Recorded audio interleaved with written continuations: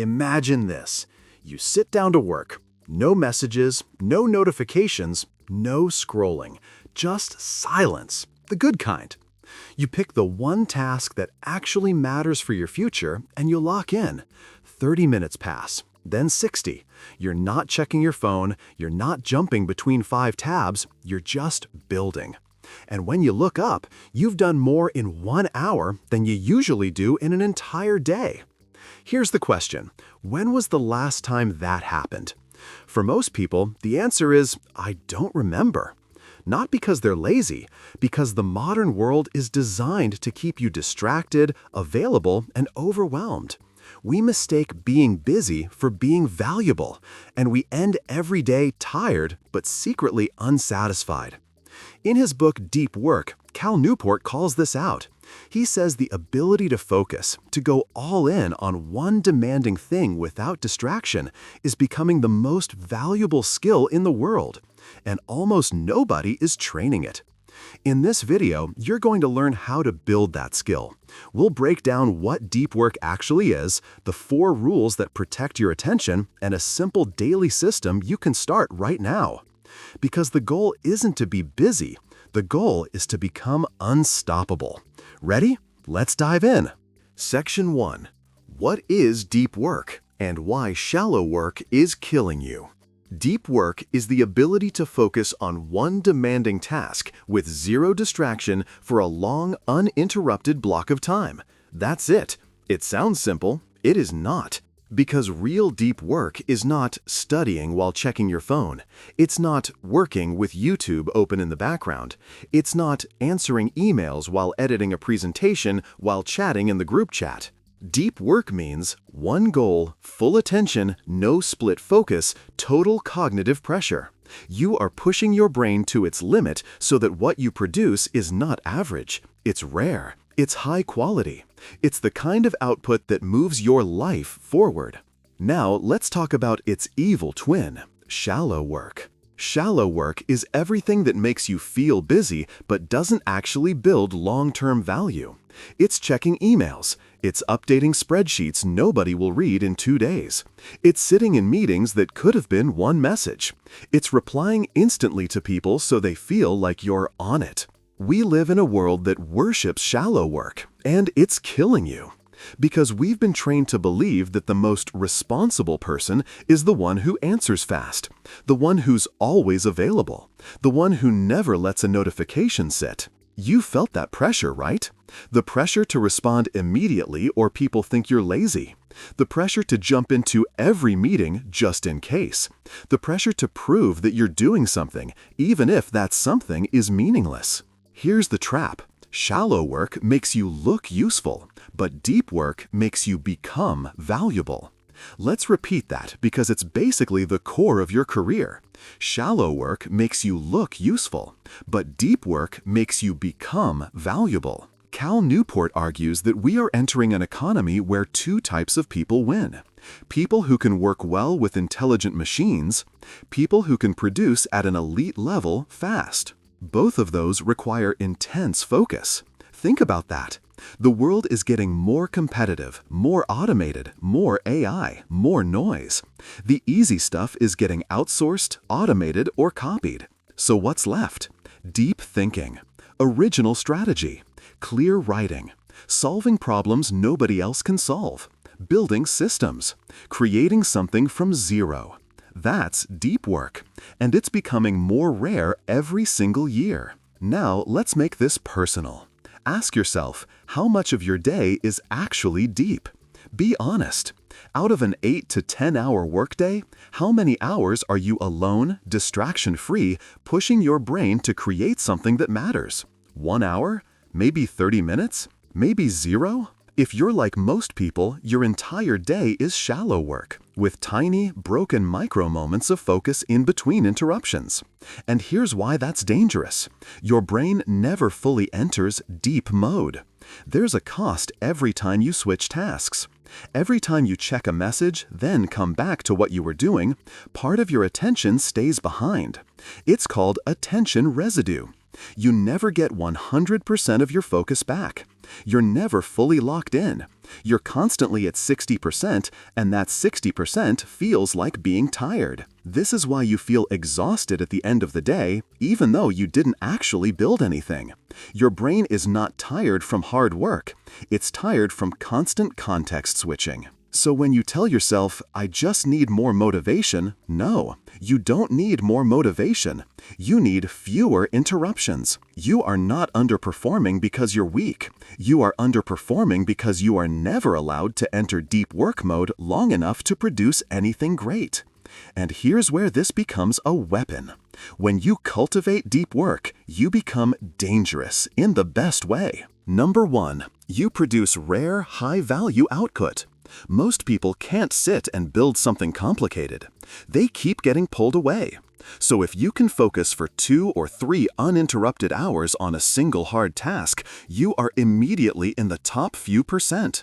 That's true whether you're coding, building a business pitch, studying medicine, editing a YouTube video, writing a sales page, designing a system, or writing a research proposal. Deep work is how high performers create assets. Shallow work is how everyone else maintains appearances. Number 2, you become hard to replace. This is huge. Companies can replace fast reply people. They can outsource meeting people. They can automate copy-paste people. But you know who they don't replace? The person who can solve hard problems, learn new systems quickly, spot patterns, and ship results. That's deep work. When you can do that, you are not just an employee or a freelancer or a student. You become an asset. Number 3, you grow your skill set faster than everyone around you. Think about learning. If you study in distraction, you are not really learning. You're just exposing yourself to information. But if you go deep, no phone, mind fully engaged, wrestling with difficult material, you're literally rewiring your brain at high speed. You're building sharp, rare skill. You're getting paid in future advantage. Newport says deep work is basically deliberate practice for the mind. It's the same thing elite athletes do, just mentally instead of physically. No noise, high intensity, pushing the edge of your ability on purpose. Let's pause and be honest about modern life. Right now, distraction is normal. Multitasking is normal. Scrolling while working is normal. Notifications every 30 seconds is normal. And because it's normal, people think it's harmless. But constant distraction is not harmless. It is actively preventing you from building the career, the business, the life you say you want. You say you want financial freedom.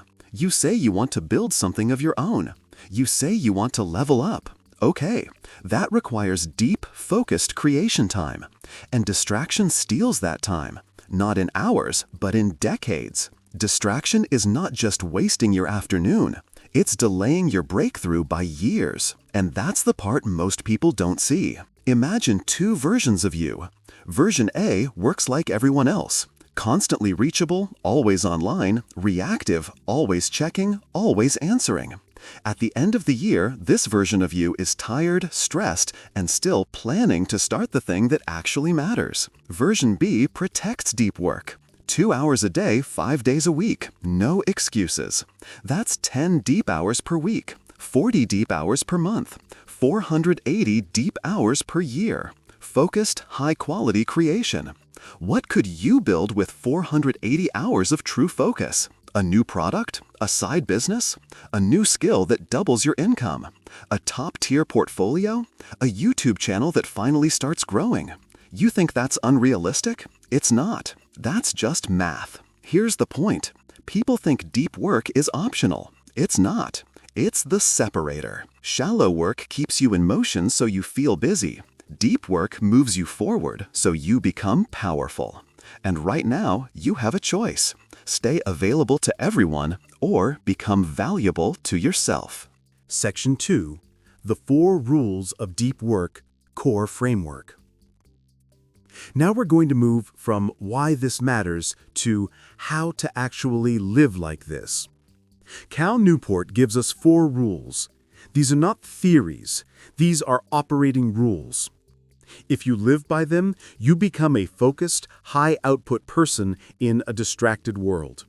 If you ignore them, nothing changes. Rule number 1. Work deeply. Most people say, yeah, I'll try to focus more. That doesn't work. You can't just try harder.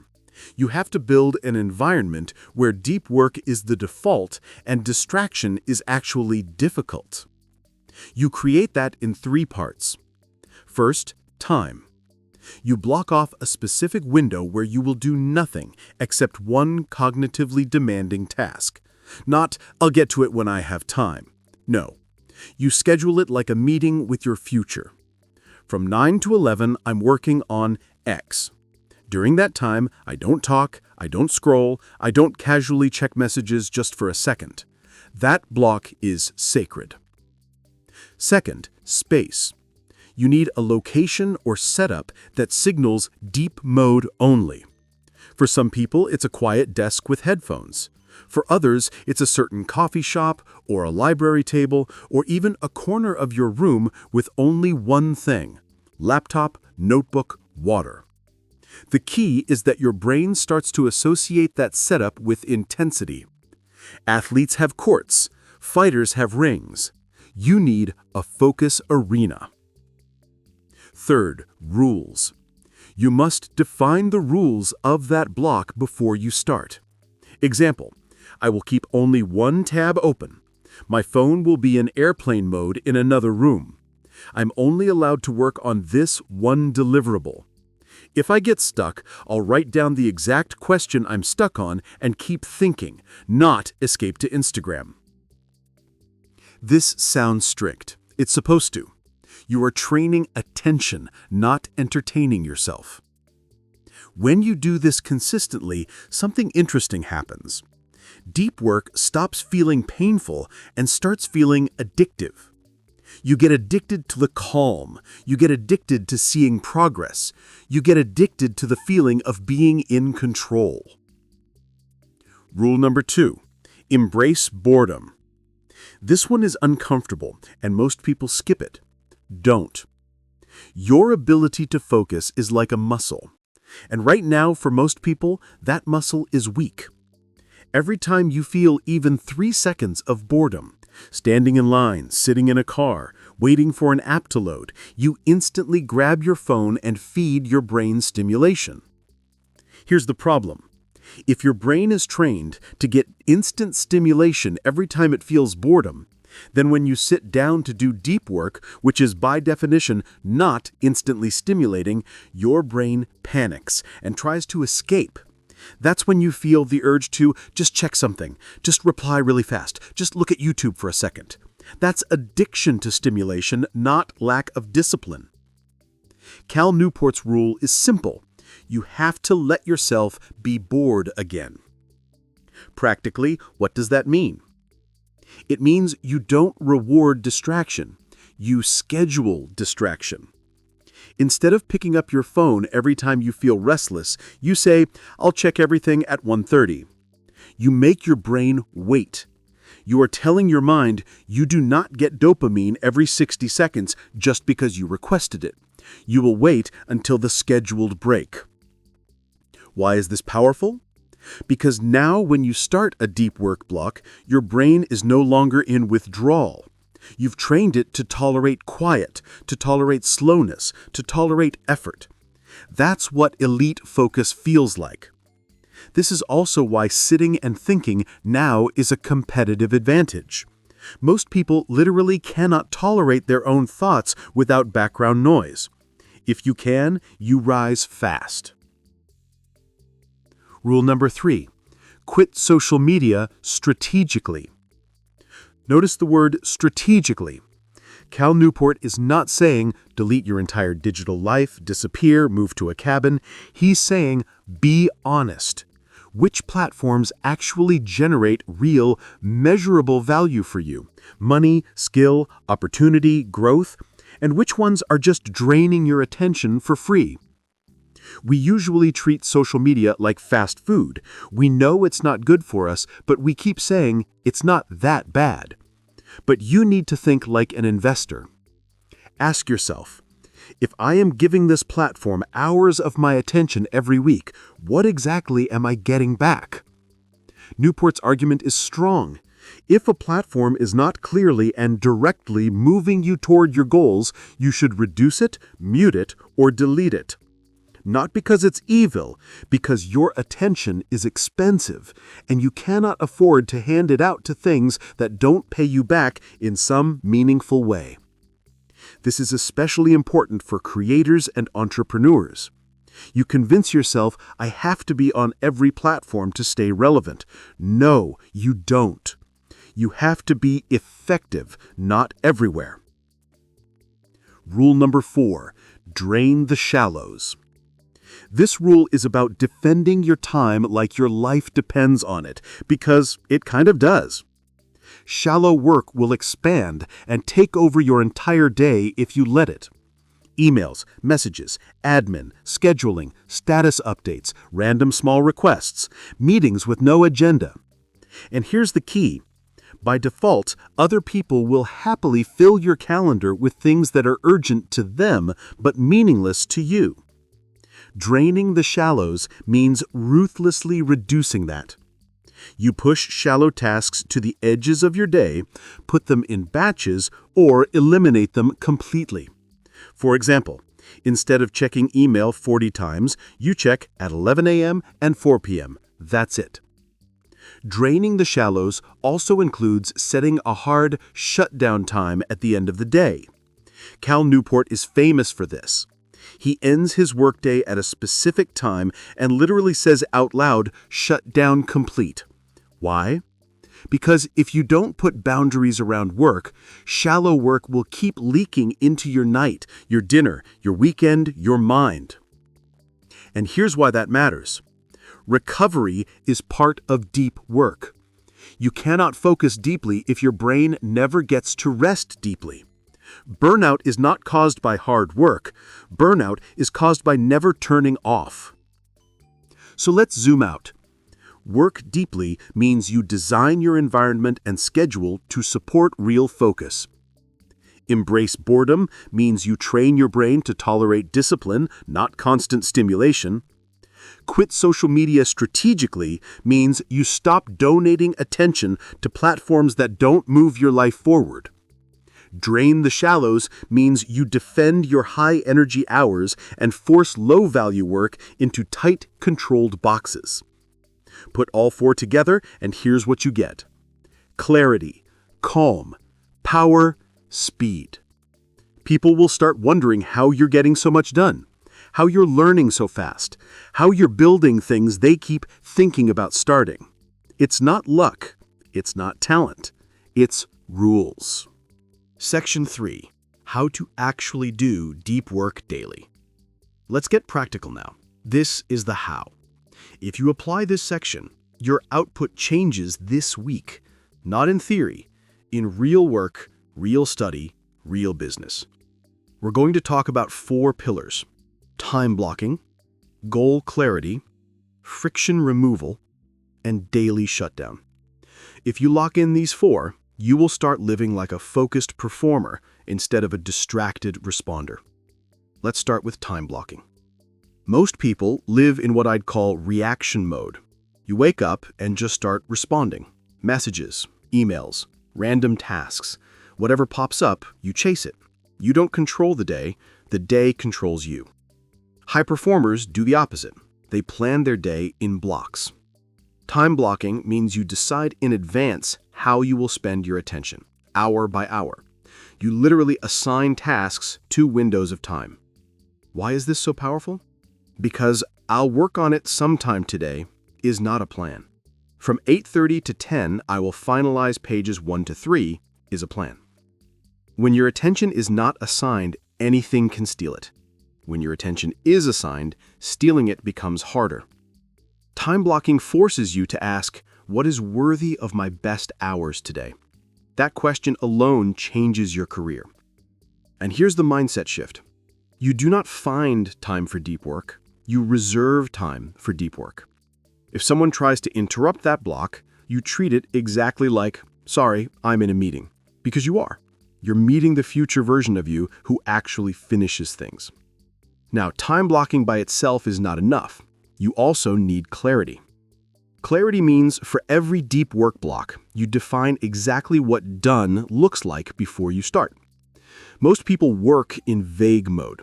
I'll make progress on my project. I'll study biology. I'll work on my business. That sounds productive, but it's actually a trap, because your brain doesn't know what target to lock onto. So you drift. You get bored.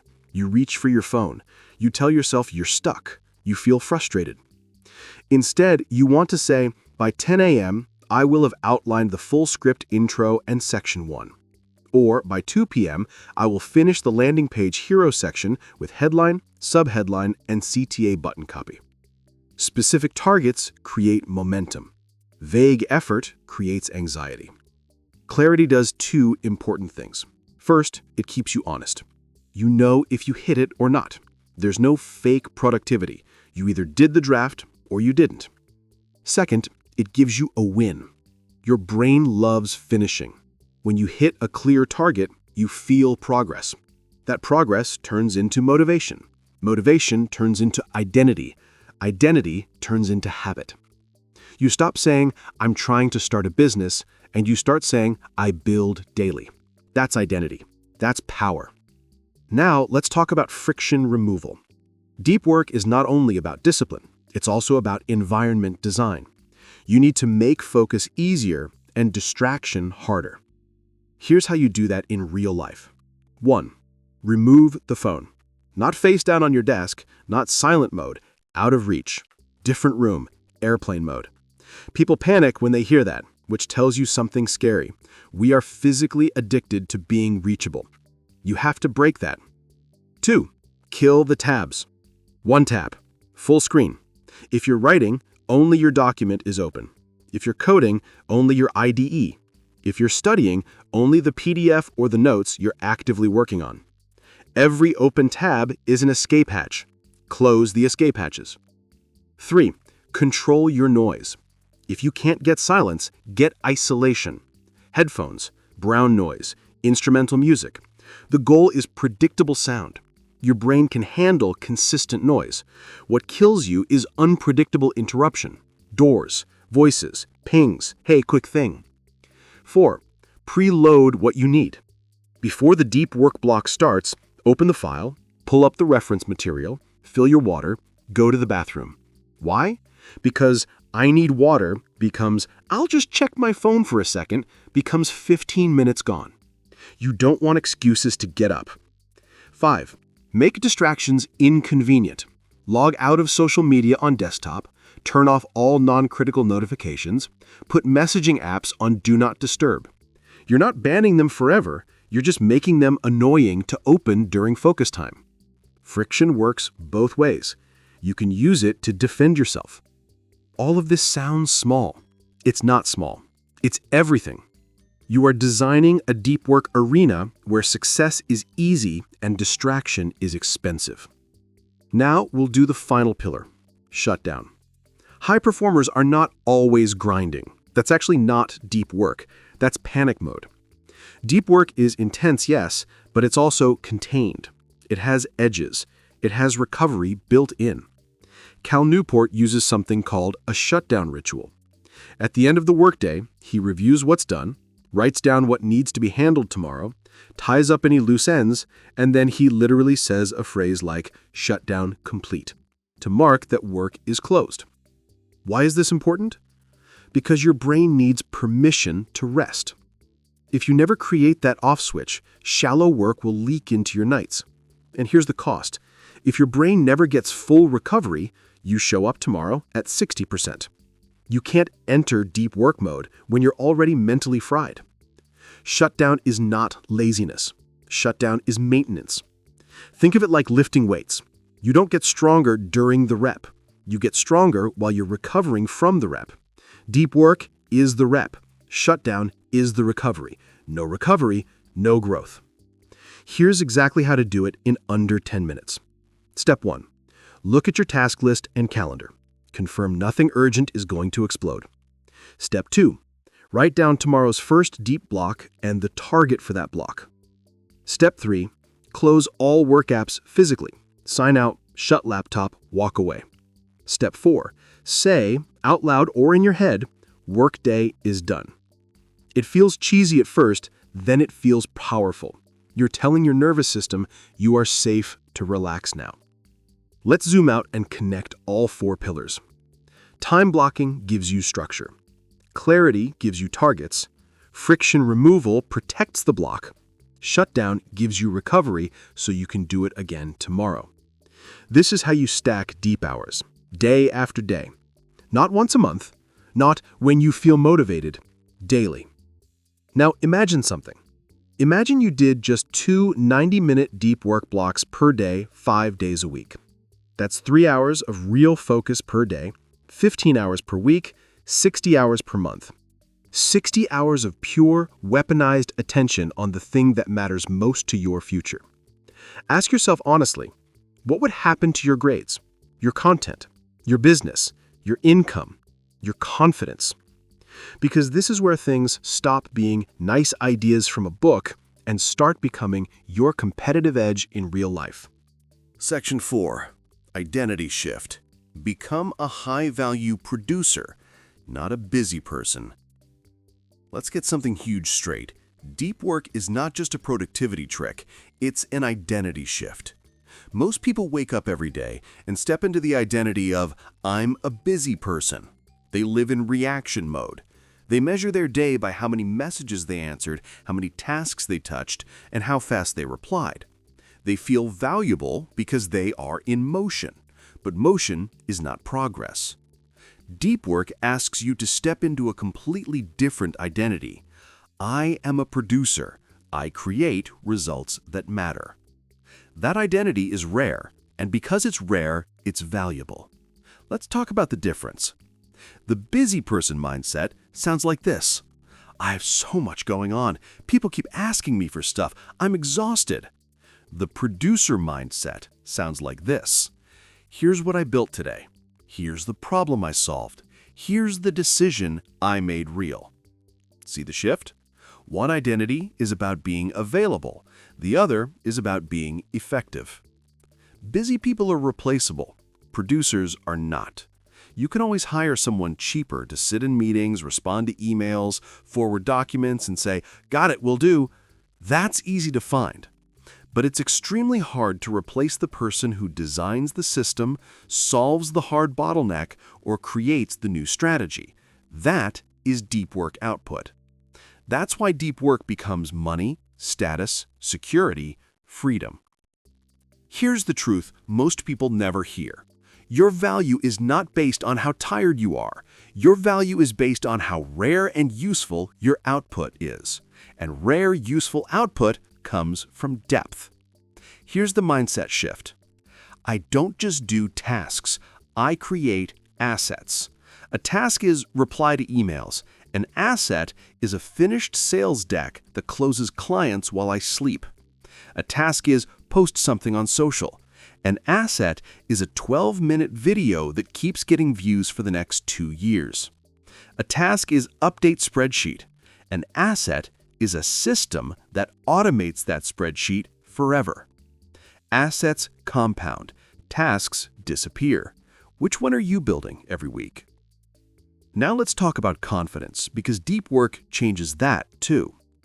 Anxious people live in unfinished loops. They're always halfway done with 9 different things. Their brain is constantly buzzing with "don't forget," and "I still haven't done this," and "I need to catch up on that." That mental load never turns off, so they never feel calm. Deep work gives you the opposite feeling. Clean wins. When you protect 2 or 3 hours and you actually finish something meaningful, you feel it in your body. You stand different. That feeling compounds into self-respect. This is why deep work is not just about productivity, it's about self-image. And it also gives you something most people have lost: peace. Let's be honest, constant shallow work has an emotional cost. Being always on all day every day makes you feel scattered, anxious, behind, never enough. You go to sleep feeling unfinished. You wake up already behind. But when you live in deep work mode, the energy is different. You still work hard, but you work with intention and edges. You have blocks of intensity, then you shut it down. You get to be fully on, and then you get to be fully off. That rhythm feels clean. It feels sustainable. This is why burnout often hits people who aren't actually producing anything meaningful. They're exhausted by stress, not exhausted by purpose. Now I want to address one more lie. The lie that being constantly available makes you valuable. In a lot of environments, people are trained to think, if I don't respond instantly, they'll think I'm unprofessional. If I say no to a meeting, they'll think I'm not a team player. Here's the problem. Always being reachable destroys the exact focus you need to produce the results that actually make you respected. Think about who gets promoted, who gets trusted, who gets money. It's not the person who answers Slack in 12 seconds. It's the person who delivers the thing the entire team depends on. You don't become that person by chasing every ping. You become that person by protecting deep, focused output time and letting your results speak for you. You don't need to be loud. You need to be undeniable. You move from, what do you need from me, to, here is what I have built that moves us forward. That is status. That is leverage. That is power. So let's put this in your mouth. Say this to yourself. I am not an always available responder. I am a focused creator. I don't just do tasks. I create assets. I don't measure my day by how busy I felt. I measure my day by what I built. My attention is not cheap. My attention is an asset. I invest it with intent. I protect my deep hours because that is where my future is created. This is the identity of deep work. And here's the beautiful part. You don't have to wait years to step into this. You step into it the first day you act like it. The first time you block 90 minutes for one hard thing and defend it like your life depends on it, that's identity. The first time you say, I'll be offline for the next hour, I'll get back to you at 2, that's identity. The first time you end the day, shut the laptop, and actually feel done, that's identity. It's not just what you're doing, it's who you're becoming. So from this point forward, stop saying, I'm so busy. Busy is not the flex. Busy is what the system wants you to be. Start saying, I go deep. Because the people who go deep build the things the world can't ignore next year. Here's your challenge. For the next 7 days, give yourself one 90-minute deep work block every single day. No phone in the room, no notifications, no multitasking, one mission. Because if you can go deep on command, you become dangerous in the best way. You stop living in reaction. You stop drowning in shallow work. You start producing the kind of results people notice, respect, and pay for. If this hit you, subscribe for more book breakdowns on focus, money, execution, and self-mastery. Like the video so it reaches more people who need it, and drop a comment. Which book should we break down next? Remember, busy is not the goal. Productive is not even the goal. Power is the goal, and power comes from depth.